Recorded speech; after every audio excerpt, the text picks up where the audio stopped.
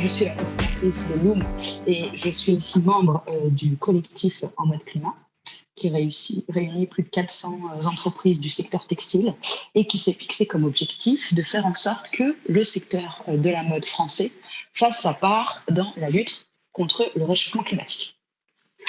Alors, un peu de contexte. Vous avez sans doute entendu parler de cet objectif de rester sous les 1,5 degrés de réchauffement climatique.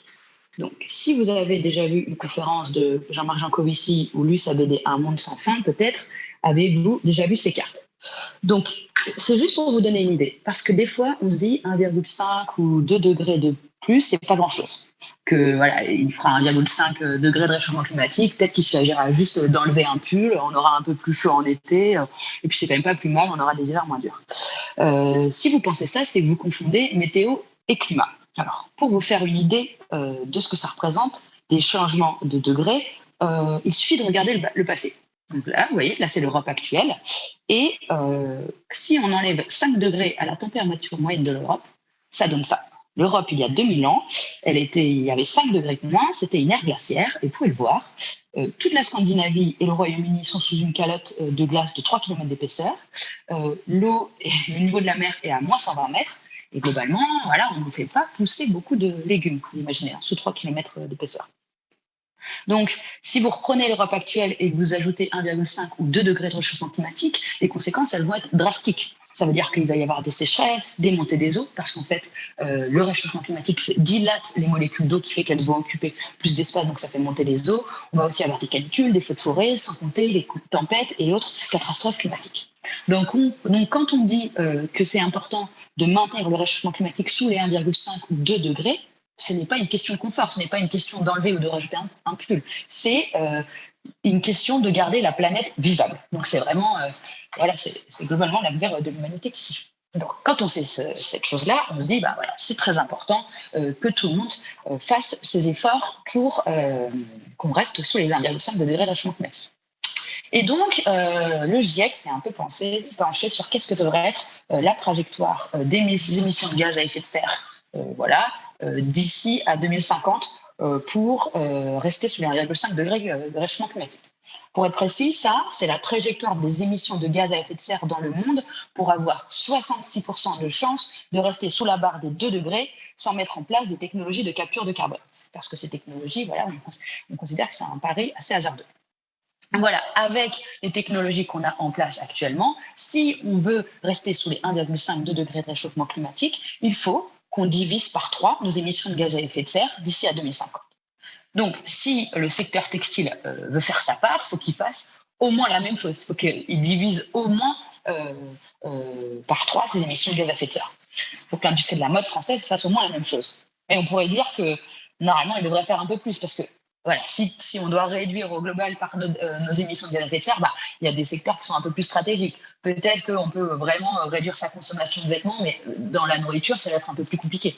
Et puis, on peut estimer aussi que la France doit faire plus d'efforts de réduction que les autres pays parce qu'elle a des émissions par habitant 2 fois plus élevées que la moyenne mondiale. Nous, on est à environ 10 tonnes par habitant, alors que la moyenne mondiale est à 4,5 tonnes. Mais bon, on va se faire un objectif pas trop ambitieux, voilà, on va dire conservateur, on va dire il faut que notre secteur divise par 3 ses émissions de gaz à effet de serre d'ici à 2050. Alors comment faire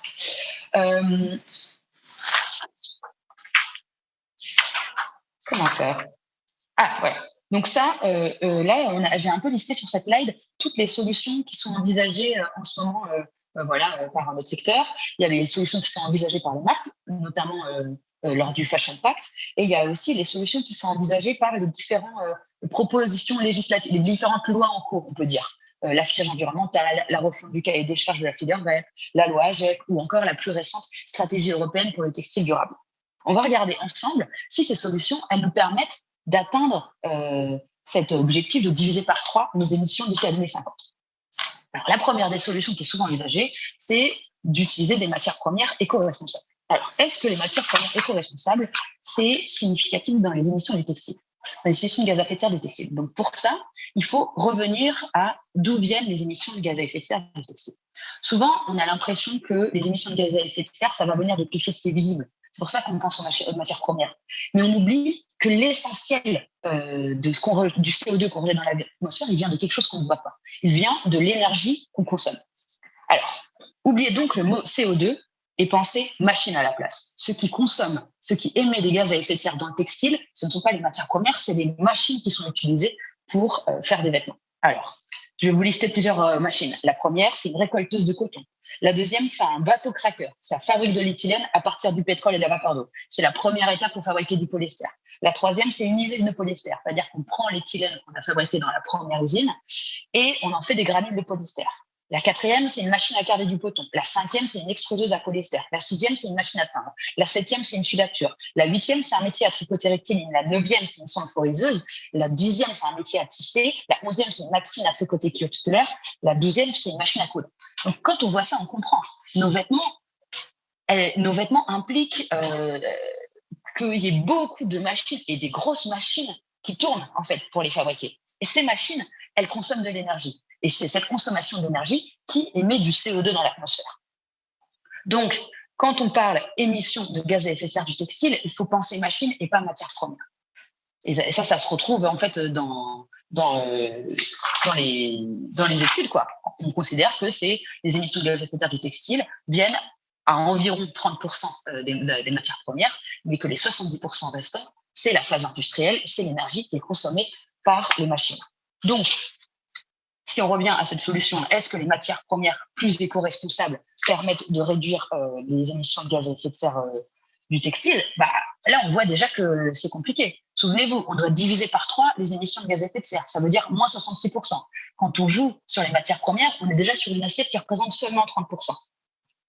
Mais en plus de ça, on n'est pas du tout sûr que les matières dites éco-responsables, elles permettent de réduire les gaz à effet de serre. Prenez par exemple le coton bio. Moi, j'utilise du coton bio dans ma marque. Je pense que c'est très important d'utiliser du coton bio dans ma marque. Il n'y a pas du tout de consensus scientifique qui permette de dire que le coton bio émet moins de gaz à effet de serre que le coton conventionnel. Ça permet d'autres choses. Ça permet d'utiliser moins de pesticides et c'est vraiment mieux pour la biodiversité, etc. Mais quand on parle de climat, ce n'est pas une solution. Donc, on voit déjà que remplacer les matières premières actuelles par des matières plus éco-responsables, ça ne joue pas ou peu sur la baisse de notre impact carbone. Alors, regardons la deuxième solution. Est-ce que le recyclage, ça nous permet de réduire de 66% nos émissions de gaz à effet de serre? Alors, le recyclage, en gros, c'est vous remplacer les machines de la première colonne par d'autres machines. C'est-à-dire, à la place, le coton, quand on utilise du coton vierge, la machine qui est utilisée, c'est une moissonneuse. Si vous prenez du gros coton recyclé, vous remplacez la moissonneuse par une machine qui broie le coton et le retransforme en fibre. Pour le polyester, c'est un peu mieux parce qu'on peut supprimer la machine qui fait l'extraction du précoire, du pétrole, mais ensuite, à la place de l'usine qui fait des granules, en fait, il y a une usine qui va récupérer le polyester des bouteilles en plastique pour en faire des granules de PET. Voilà. Donc, c'est ça. Donc, on voit bien que quand on utilise des matières recyclées, encore une fois, on ne touche pas à toute la phase industrielle qui représente 70% des gaz à effet de serre. On touche sur la phase matière. On remplace des machines par d'autres. Donc,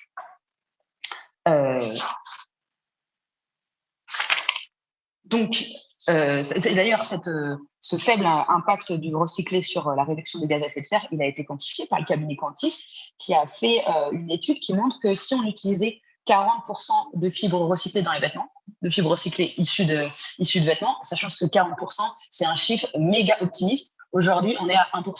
Donc voilà, si on utilisait 40%, si 40% de nos vêtements ils étaient faits en fibres recyclées, on calcule qu'il y aurait une réduction des émissions de gaz à effet de serre de 6%.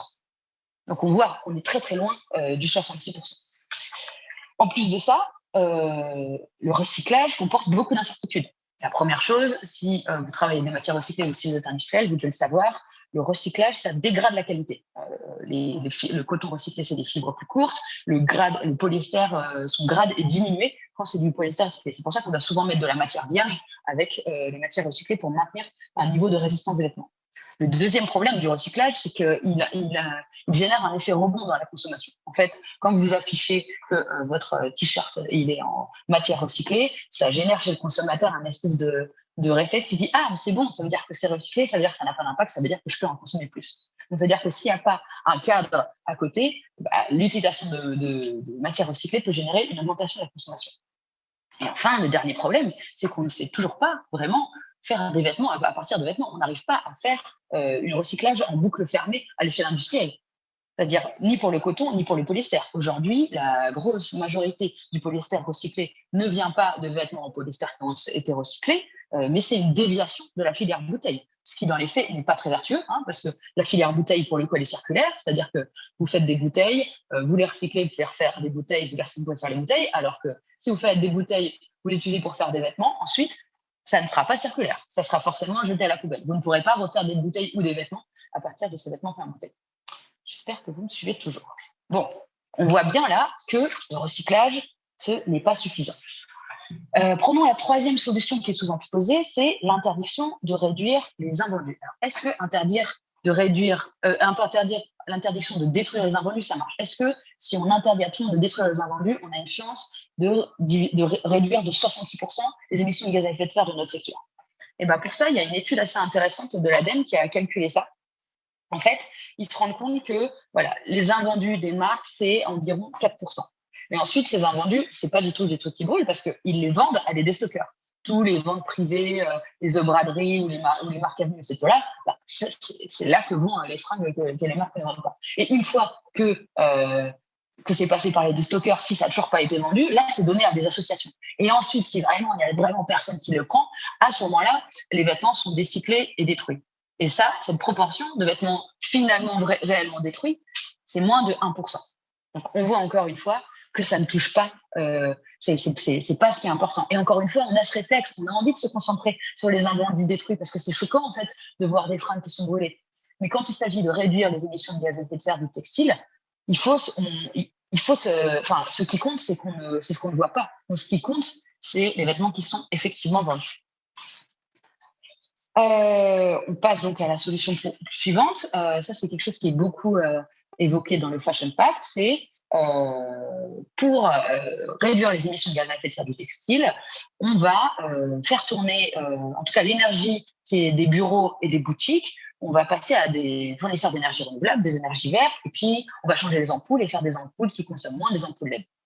Alors, il faut savoir que actuellement, tout ce qui est émission des bureaux et magasins, c'est max 3%.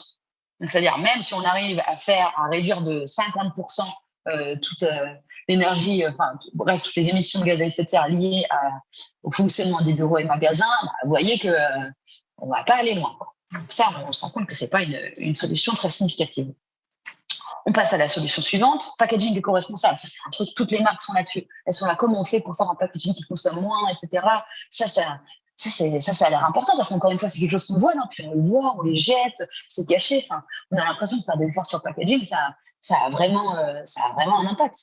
Alors, dans les faits, on a fait le calcul chez Loom.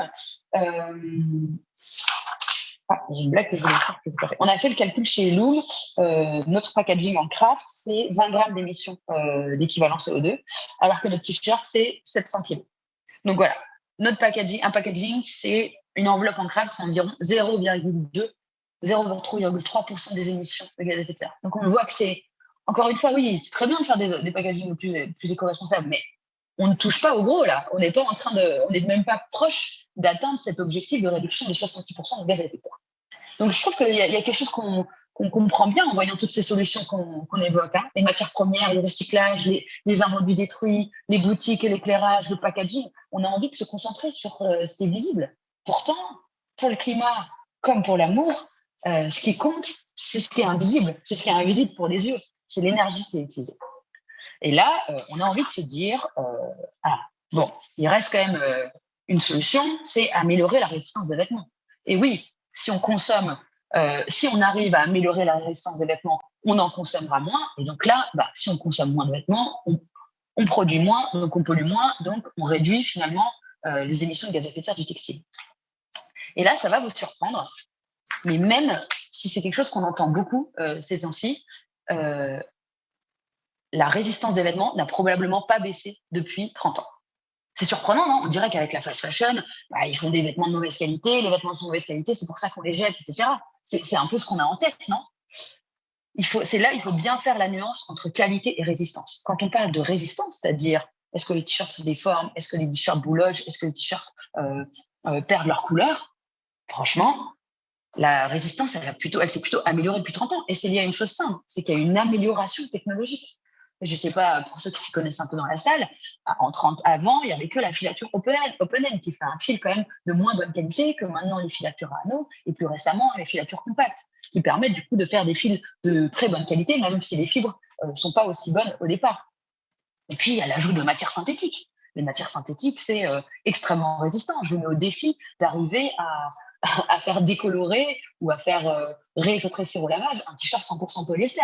Et comparer ça avec un t-shirt 100% coton, vous allez comprendre la différence. En fait, on a souvent tendance à dire que la qualité des vêtements s'est dégradée avec le temps, mais quand on parle de qualité, parce qu'à cause de l'arrivée de la fast fashion, mais quand on parle de qualité, ce n'est pas la qualité et la résistance. C'est autre chose, c'est dans la perception. Par exemple, oui, un t-shirt en polyester, c'est super résistant, mais mettez-le une demi-journée et vous allez voir comment vous transpirez et quelles odeurs vous allez émettre. Oui, un pull en acrylique, c'est bien plus résistant qu'un pull en laine, mais en fait, il vous tiendra pas chaud. Donc, en ça, voilà, la qualité, en tout cas, la performance, elle est moins bonne. Mais en tout cas, quand il s'agit de la résistance des vêtements, la résistance n'a pas baissé. Au contraire, la résistance des vêtements de la fast fashion n'est pas catastrophique, voire elle a souvent des meilleurs résultats que les marques à logo, et même que nous. Hein. Moi, je vous le dis parce que moi, au début, je me disais, ils utilisent des matières plus fines, leur grammage est en baisse, ils font sans doute de la confection moins soignée parce qu'ils mettent moins d'argent et tout. Mais en testant en laboratoire, on se rend compte que la fast fashion n'a pas à rougir.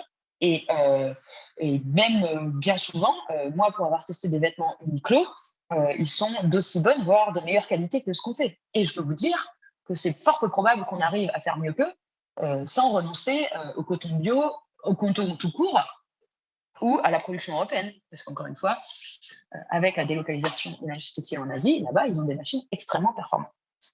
Et pour conforter en fait tout ça, nous on a été visiter des centres de tri et on a constaté la qualité, en fait, dans quel état étaient les vêtements qui sont mis dans les bennes. C'est rarement des vêtements qui sont abîmés, c'est rarement des vêtements qui sont troués, boulochés. C'est pas ça l'énorme proportion. L'énorme proportion, c'est des vêtements dont les gens se sont lassés, quoi. Et des vêtements pas très chers, quoi. Voilà, donc voilà, c'est super hein, d'améliorer la résistance des vêtements, mais il n'y a aucune chance que ça fasse baisser significativement la consommation textile et à travers ça, les émissions de gaz à effet de serre. Alors du coup, là, on se retrouve sans solution, vous allez me dire, qu'est-ce qu'il nous reste? Qu'est-ce qu'on fait? Comment on fait pour réduire de 66% les émissions de gaz à effet de serre du textile? Je voudrais juste faire un petit point là-dessus. Hein. Là, je ne dis pas du tout que ces solutions sont à jeter par la fenêtre. Je dis juste que même combinées entre elles, elles resteront largement insuffisantes pour faire notre part dans la lutte contre le réchauffement climatique. Donc, pour trouver où est-ce qu'il faut faire les efforts, il faut revenir à la science. Et ça, pour ça, il y a quelque chose de bien pratique qui s'appelle l'équation de Kaya. Alors, l'équation de Kaya, c'est une identité mathématique, donc forcément juste, qui permet de saucissonner les émissions de CO2 en plusieurs paramètres. Donc voilà, là, CO2 égale CO2, je multiplie et je divise par énergie, c'est toujours égal. Je multiplie et je divise par production, c'est toujours égal. Et je multiplie et divise par population, c'est toujours égal. Alors, le premier, c'est le CO2. Vous vous souvenez, notre objectif, c'est de le diviser par 3, c'est les émissions de gaz à effet de serre, on divise par 3 d'ici à 2050. Premier paramètre, la croissance de la population. Ça, en France, la croissance de la population, elle va augmenter de 10% d'ici à 2050. Voilà, ça, on ne peut pas y faire grand-chose à moins d'établir une dictature sanguinaire, ce qu'on aimerait vraiment éviter. Deuxième critère, c'est énergie sur production, c'est l'intensité énergétique. En fait, c'est l'efficacité des machines. C'est-à-dire, est-ce qu'elles arrivent à consommer moins d'énergie pour produire le même travail? Pour vous donner un équivalent, c'est le nombre de litres au 100 qui est consommé par une voiture. Il y a longtemps, c'était... les voitures de mes darons, de mes parents, c'était genre 10 litres au 100, et maintenant, je crois qu'on arrive à faire des trucs autour de 4-5 litres au 100, je crois. Alors, ça, on pourrait se dire que c'est un bon paramètre pour essayer de faire des améliorations. Mais il y a la première chose qu'il faut tenir en compte, c'est la question des rendements décroissants. C'est-à-dire qu'on a déjà fait beaucoup de progrès sur l'efficacité énergétique des machines textiles et qu'on n'arrivera pas à en faire beaucoup plus. À un moment, on n'arrivera jamais à faire des machines qui consomment zéro énergie. C'est ce que je vous disais sur les voitures. On a réussi à passer de 11 à 5. Ça va être extrêmement difficile de passer de 5 à 2. Ça, c'est probable qu'on n'y arrive pas. Il est probable qu'il y ait une limite qui soit là à 3,5, 4 et qu'on n'arrive pas à faire mieux. Et dans le textile, on a fait beaucoup de progrès. Hein. Par exemple, il y a 30 ans, on a remplacé les métiers à tisser à lance par des métiers à jet d'air. Alors là, depuis 30 ans, il n'y a pas eu énormément d'innovation de ce côté-là. Il y a quand même certains endroits où il y a des pistes prometteuses, notamment dans les processus de teinture. Hein, on arrive dorénavant à construire des machines qui teignent les vêtements avec beaucoup moins d'eau, ce qui évite de porter de très grands volumes à haute température, et donc ça consomme beaucoup moins d'énergie. Mais bon, pour vous donner une idée, on a pris une estimation d'efficacité énergétique, on pourrait gagner 10%. Ça revient à un chiffre qu'on a trouvé qui est l'équivalent d'un chiffre de l'EIA, qui est l'ADEME des États-Unis, qui prévoit ce genre d'économie d'énergie d'ici à 2050 dans le secteur de l'énergie. Le problème, c'est qu'en plus de ces rendements décroissants, il y a l'inertie du parc. Imaginez, on arrive à développer des métiers à tisser qui consomment beaucoup moins d'énergie. Allez dire aux industriels français là que demain, il faut qu'ils achètent ces métiers qui vont quand même probablement coûter plusieurs centaines de milliers d'euros. Ils le feront sans doute, mais ça va leur prendre 2, 3, 4, 5, 10 ans. Donc, avant qu'on remplace, avant que ces nouvelles machines soient effectivement mises en pratique, opérationnelles dans le parc industriel, il y aura du temps. Et encore une fois, on risque d'avoir un effet de rebond. Bah oui, moins on consomme d'énergie, plus les prix baissent, parce que l'énergie, ça coûte de l'argent, donc plus les gens consomment. Donc plus on fait des machines efficaces, plus on risque de produire des fringues. Donc encore une fois, s'il n'y a pas de garde-fou de ce côté, ça peut être extrêmement contre-productif, ces gains énergétiques. Troisième paramètre, c'est le contenu carbone de l'énergie. En fait, c'est le nombre, c'est les émissions de gaz à effet de serre qui sont c'est si une énergie est plus ou moins carbonée. Par exemple, si vous vous chauffez au charbon, ça émet beaucoup de gaz à effet de serre. Si vous vous chauffez à l'énergie nucléaire ou aux éoliennes, ça n'en émet presque pas. Alors, pour diminuer le contenu carbone de l'énergie, il y a deux solutions. Il y a faire en sorte que les pays qui produisent nos vêtements, qui utilisent l'énergie pour la phase industrielle de nos vêtements, développent leurs énergies renouvelables. C'est possible. La Chine, ces 30 dernières années, elle a gagné 30%. Elle a diminué de 30% le contenu carbone de l'énergie en développant un parc d'énergie renouvelable. C'est beaucoup plus difficile pour les pays pauvres. Le Bangladesh et le Pakistan, ils sont respectivement à 3 et 4% d'énergie renouvelable. Ce chiffre, il ne bouge pas depuis des années et on peut comprendre pourquoi. Si vous avez déjà été au Bangladesh, vous verrez que l'investissement public a d'autres priorités que décarboner son énergie. Il y a vraiment rien que mettre en place un système de récolte des déchets, ce serait déjà pas mal. Donc, et l'autre manière, du coup, de faire baisser le contenu carbone de l'énergie, c'est de faire en sorte que les phases industrielles, elles soient produites dans des pays où l'énergie est décarbonée. Et là, ça tombe bien parce qu'en France et en Europe, on n'est quand même pas mauvais là-dessus. Donc, pour vous donner une idée, l'Inde, c'est 700 grammes de CO2 par kilowattheure. La Chine, c'est 600. La Turquie, c'est 530. Le Portugal, l'Italie et la Roumanie, c'est 200. Et la France, c'est 50. Donc, la France, le contenu carbone de l'énergie française est 10 fois inférieur à celui de la Chine. Donc, on comprend pourquoi, en fait, relocaliser la production textile en France, en tout cas les phases industrielles, c'est extrêmement bon pour le climat. Donc voilà, faisons l'hypothèse qu'on arrive à relocaliser 50% de la production industrielle textile en France, on pourrait espérer baisser le contenu carbone de l'énergie d'environ 30%.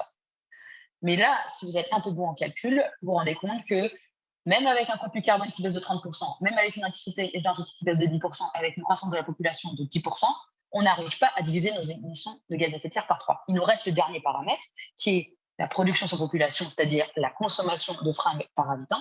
Et pour arriver à cette équation, il faut la diviser par 2. Il faut que les gens consomment 2 fois moins de fringues qu'aujourd'hui. Il faut que nous, on achète tous 2 fois moins de fringues qu'aujourd'hui. Là, je vous ai mis le petit calcul pour que vous puissiez vérifier que les trucs vont. Alors, est-ce que consommer 2 fois moins de vêtements qu'aujourd'hui, c'est impossible? Est-ce que c'est revenir au Moyen-Âge? Est-ce que c'est devenir un Amish? Eh ben, on a retrouvé cette étude de l'INSEE qui avait mené une grande enquête sur plus de 20 000 Français en 1984. Et à l'époque, les Français ont acheté 1,4 milliard de vêtements et chaussures.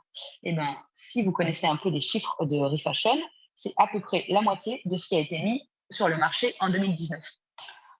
Donc, finalement, si on dit il faut diviser par 2 la consommation textile en France, voilà, ça revient plus ou moins à revenir au niveau de consommation des années 80. Alors, c'est-à-dire que moi, je devrais aujourd'hui acheter autant de vêtements que ma mère le faisait quand elle avait 35 ans, parce que j'ai 34 ans. Et ça correspond environ à une vingtaine de vêtements par an. Alors, vous allez vous dire, est-ce que dans les années 80, les gens étaient mal habillés? Est-ce qu'ils étaient en haillons? Est-ce qu'ils avaient vraiment de quoi se vêtir? Alors, Sachez que ça, c'est pas parce qu'ils n'avaient pas assez de vêtements, c'était un choix stylistique pour les gens s'habillaient comme ça parce qu'ils aimaient bien. C'est pas du tout parce qu'ils n'avaient pas, ils pouvaient s'acheter simplement 20 vêtements par an. Et si on regarde d'autres styles, ben, c'est quand même étonnant ce look des années 80, vous trouvez pas que ça ressemble étrangement à comment beaucoup d'entre nous s'habillent aujourd'hui? On voit bien donc que revenir à notre consommation des vêtements des années 80, il n'y a rien de. C'est pas du tout revenir autour des années ni du Moyen-Âge, c'est vraiment. C'est extrêmement, extrêmement actuel, quoi. Bon, maintenant, on a un objectif. Il faut qu'on revienne au niveau de consommation des années 80. Il faut qu'on divise notre consommation de vêtements par deux. Alors, comment on fait? Comment on fait pour arriver à ça? Pour y arriver, il faut déjà qu'on essaie de comprendre comment ça se fait que notre consommation de vêtements, elle a doublé depuis les années 80. Vous êtes dans cette salle, vous devez sans doute le savoir. Ce qui a fait doubler notre consommation de vêtements, c'est l'arrivée de la fast fashion. La fast fashion, elle se base sur deux choses. Il y a deux raisons qui font qu'à cause de la fast fashion, on achète plus. On achète plus de vêtements parce qu'on peut, parce que, en fait, les vêtements sont pas chers. Il y a certains, est-ce que vous ne trouvez pas bizarre qu'il y a certains vêtements aujourd'hui qui sont moins chers qu'un verre au bar? En fait, le prix des vêtements a tellement diminué que en 1984, il faisait 2 heures de travail pour s'acheter une basket low cost. Aujourd'hui, en 2014, il n'en faut plus qu'une. Alors, en 20 ans, les prix des vêtements ont chuté, notamment car on a laissé délocaliser notre industrie textile vers des pays moins disants socialement et écologiquement. Forcément, ça coûte moins cher de produire là-bas qu'en France, car en France, le prix du travail inclut la protection des gens et de l'environnement. Mais on achète 2 fois plus de vêtements que dans les années 80 parce qu'on le peut, mais pouvoir se le permettre, ce n'est pas un levier suffisant pour faire doubler la consommation de vêtements. Imaginez un monde où tous les t-shirts coûteraient 1 euro mais seraient uniquement disponibles en noir, on en achèterait 4, puis on arrêterait. En fait, on achète beaucoup trop de vêtements parce qu'on peut, mais aussi parce qu'on le veut. Et la fast fashion est devenue super bonne dans cette art de la création du désir, en renouvelant en permanence ses collections, en faisant des drops, des éditions limitées, des collabs, en nous proposant tellement de nouveautés et de choix qu'il est quasi impossible aujourd'hui d'aller sur le site de Shein sans se dire qu'on aimerait bien tel ou tel vêtement. Alors, si on veut vraiment diviser par deux la consommation de vêtements, si on veut revenir à l'époque pré-fast fashion, c'est simple. Il faut relocaliser et il faut gagner en sobriété. Il faut arrêter d'inciter à en consommer. Et alors, comment on fait concrètement? Qu'est-ce que c'est les lois qui doivent passer? Qu'est-ce que c'est les actions qu'il faut faire? Alors, il y a quelques pistes. Pour la relocalisation, il faudrait afficher où sont faites toutes les étapes de la production d'un vêtement, pas juste la confection. Pas juste la confection, mais aussi tout ce qui est en amont, tout ce qui est très émetteur en carbone, le tissage, la filature, l'ennoblissement. Il faudrait aussi intégrer la pollution dans le prix de vente des vêtements, c'est intégrer les externalités négatives et les faire payer en fait aux gens. Donc, ça veut dire qu'on pourrait mettre en place des bonus malus significatifs. Si vous produisez au Bangladesh, là où l'énergie est très carbonée, bah, vous payez un malus. Si vous produisez en France, là où l'énergie est très peu carbonée, vous avez un bonus. Et puis surtout, il faut investir dans les usines françaises. Parce que les usines en Asie, elles sont au top de la productivité. Elles ont les meilleures machines. Nous, pour pouvoir rattraper, bah, il faut au moins qu'on ait ça. Et ça, c'était la piste pour relocaliser. Et pour la piste de la sobriété, bah, c'est très simple. Il faut pénaliser les pratiques de la fast fashion. Il faut pénaliser finalement les trop fortes incitations à consommer. On peut le faire dans l'affichage environnemental, on peut le faire dans le bonus-malus, on peut le faire dans les éco-contributions de refashion. Il y a beaucoup d'endroits où on peut le faire. Mais ce qu'il faut pénaliser, c'est les prix dérisoires. Parce qu'un t-shirt qui coûte 2 euros, mais jamais vous irez le réparer parce que la réparation elle coûte plus cher que le neuf. Il faut aussi pénaliser le renouvellement trop rapide des collections parce que ça crée artificiellement le désir. Et enfin, il faut pénaliser les soldes des promotions trop fréquentes parce qu'elles poussent à l'achat. Elles n'ont plus aucun lien avec les soldes d'avant. Et enfin, la dernière chose à faire, c'est qu'il faut changer la culture des marques. Il faut arrêter de vouloir recouvrir la France et le monde de ses boutiques. Il faut arrêter de vouloir conquérir le monde à tout prix, quoi. Donc, voilà, je vous ai donné quelques pistes. Si vous avez envie d'aider à mener ce combat, c'est-à-dire pour faire en sorte que l'industrie textile fasse sa part dans la lutte contre le réchauffement climatique, je vous invite à rejoindre En Mode Climat, cette coalition d'entreprises qui met son influence économique, son influence politique, non pas au service de ses intérêts économiques, mais au service de l'intérêt général. Et je vous invite à suivre En Mode Climat sur les réseaux sociaux. Merci beaucoup. Merci beaucoup, Julia.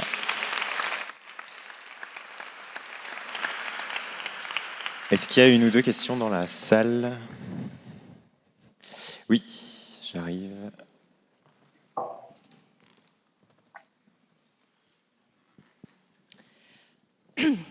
Merci Julia, je pense que c'était très très clair, donc merci beaucoup, c'était très dense. J'avais une question parce que vous avez répondu en fait à l'appel à projet de l'ADEME pour l'affichage environnemental et le scoring des impacts. Est-ce que vous pourriez nous donner en fait les grandes pistes de la méthodologie en fait que vous avez préconisée? Oui. Bonne question piège, parce que c'est Guillaume, c'est mon associé qui fait ça. Alors, si je me souviens bien, donc on propose de garder le score de base, c'est-à-dire qui est globalement une ACV, qui permet d'approximer finalement l'impact carbone par produit, et on propose de mettre une surcouche au niveau des marques. Parce que il y a une question qui est hyper simple. C'est fort possible que un produit 1083 et un produit H&M soient à peu près équivalents. Enfin, c'est possible que H&M fasse un deal en coton bio, c'est possible que ça soit un peu équivalent sur les matières premières et tout. Par contre, c'est les pratiques qui vont changer énormément. Donc, nous, ce qu'on propose, c'est de pénaliser les pratiques dans l'affichage environnemental. On propose de pénaliser les pratiques d'incitation à la consommation. Donc, c'est ce que je disais avant, hein, pénaliser les prix dérisoires. Un jean qui coûte moins de 15 €, c'est sûr que jamais vous le faites réparer parce que changer le zip, ça va vous coûter ce prix-là. Donc, pénaliser les prix dérisoires dans le sens où, en fait, ils auront un mauvais indice de réparabilité. On propose aussi de pénaliser les incitations à consommer, c'est-à-dire les incitations à consommer dans le sens durée de vie des collections. En fait, on se dit qu'il y a un SKU, une référence qui est mise sur le marché et qui dure et qui est présente pendant 6 mois, ça correspond à la moyenne mondiale. C'est-à-dire que voilà, vous faites 2 collections par an et c'est normal. Et plus finalement la durée de commercialisation est faible, plus vous serez pénalisé pour ça. Ça veut dire que vous renouvelez beaucoup vos collections. Et la troisième chose qu'on voulait proposer, c'est de faire un bonus-malus en fonction de la décote moyenne qui est faite sur les vêtements. Plus vous faites de soldes, plus vous incitez à consommer, vous avez un malus. Moins vous faites de soldes, plus vous êtes fair avec vos clients, vous avez un bonus. Voilà, c'était ça qu'on avait proposé, je crois. Et qui c'est qui a posé la question? Pardon, en fait, moi, je ne vois rien. Merci. Il y a une autre question dans la salle. Il y a aussi une question sur Zoom. Peut-être on fait les 2 questions et une réponse commune. Vas-y. Ouais, juste, je veux dire, pour retrouver notre méthode plus en détail de l'affichage environnemental, elle est sur le site En mode climat dans l'onglet publication. Voilà, ça sera plus précis et sans doute plus clair que ce que je viens de dire à présent. Bonjour Julia. Et merci surtout pour votre présentation. C'est pas vraiment une question, mais plutôt un remerciement pour cette présentation qui est vraiment très claire et qui apporte, je trouve, beaucoup de compléments à tout ce qui se dit en général sur l'analyse environnementale des textiles. Je suis Noémie Pichon, je suis doctorante au laboratoire GEMTEX, qui fait partie de la chaire Tex & Care, et je travaille sur l'analyse environnementale des process textile. Et je trouve ça très important que vous replaciez dans ce contexte d'analyse environnementale et de comment est-ce qu'on peut réduire alors l'impact carbone, mais c'est pas forcément le seul indicateur d'impact, mais la part des process, parce qu'on réduit bien trop souvent, comme vous l'avez dit, l'impact à la matière première ou pour le commun des mortels sur le transport. Or, je trouve ça, on le voit en ACV et on le voit au laboratoire, c'est très réducteur. Évidemment, il faut regarder les process. Il y a une thèse qui a été encadrée par ma directrice de thèse et la cofondatrice de la chaire Tex & Care, Anne Perwells, qui a montré que pour un simple t-shirt en coton blanc, oui, Anne, c'est ma directrice, donc qui est là d'ailleurs sur Zoom, qui nous écoute. Elle vous remercie pour cette présentation, on en parlait par texto. Et ça nous fait vraiment plaisir que vous vous mettiez en valeur déjà l'importance de la durabilité des produits, qui est primordial à prendre en compte quand on parle d'analyse environnementale des textiles. Si on ne regarde que l'impact à la production, voilà, il y a plusieurs méthodes de production. Il y a des productions qui n'ont pas les mêmes conséquences en termes de qualité des produits. Vous l'avez dit, il y a différents types de filatures, différents types d'ennoblissement. La thèse d'Anne avait montré que pour un simple t-shirt en coton blanc, il y a 720 scénarios de production possibles. Donc la part des process, elle est hyper importante et elle ne va pas donner la même qualité.